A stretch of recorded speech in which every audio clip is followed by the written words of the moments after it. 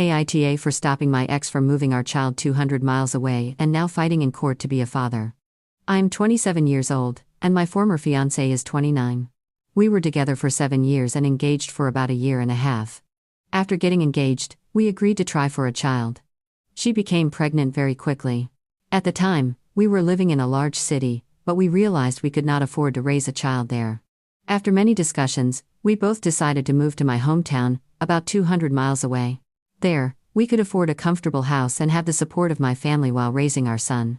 During the pregnancy and after our child was born, I worked from home, while she took 9 months of maternity leave. During that time, she struggled with postpartum depression.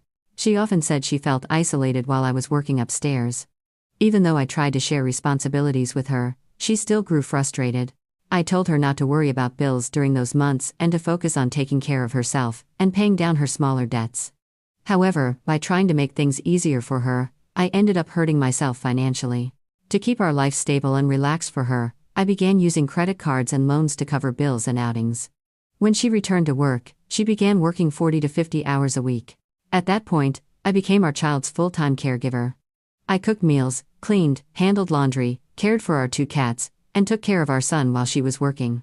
Even then, she continued to express resentment. She said she regretted moving and felt that her life was not what she wanted. When our son was around 18 months old, we were about to leave for a family holiday with her relatives. While sitting in the car, she told me she wanted to separate because she wanted to be happy. It was not the first time she had threatened to leave, but it still resulted in a week of tension. A couple of weeks later, we talked about what would happen next. During that conversation, she said that, if things did not go her way, she would take our son and move back to her family 200 miles away. I told her that one parent cannot relocate a child that far without the other parent's consent or a legal agreement. I told her clearly that she could leave if she wished, but she could not take our son without a proper arrangement. A week later, she told me she was taking our son to visit a friend for a few hours and that I could take time for myself. When I returned home, the house was nearly empty. Many of her belongings were gone. Many of our child's belongings were gone as well. On the table was her ring and a letter saying she had left. She said not to contact her if I became emotional. Months passed. She tried to get me to sign a document saying that she would have full control and that our son would live with her permanently. I refused and insisted that we go through legal mediation. During mediation, I explained everything calmly, but she became upset and argued.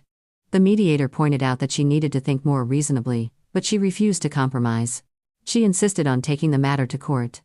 At first, she did not allow me to see our child at all. Now, she allows me a few hours every other weekend, only near her family's home, and only if she is present.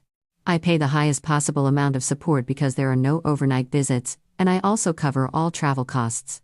Meanwhile, I am still paying off over £20,000 in debt that I built while trying to help her feel supported during our relationship. Our son has not been back to his home or seen my family in 6 months. She says that unless the court demands it, she will not allow me unsupervised time with him at all. We have our first court hearing at the end of this month.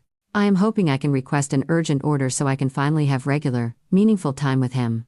At this point, it feels like she does not care about our son having both parents involved. It feels like she simply wants control and financial support while keeping me distant. So I am asking, am I wrong for refusing to allow her to move our son 200 miles away and for fighting for my role in his life?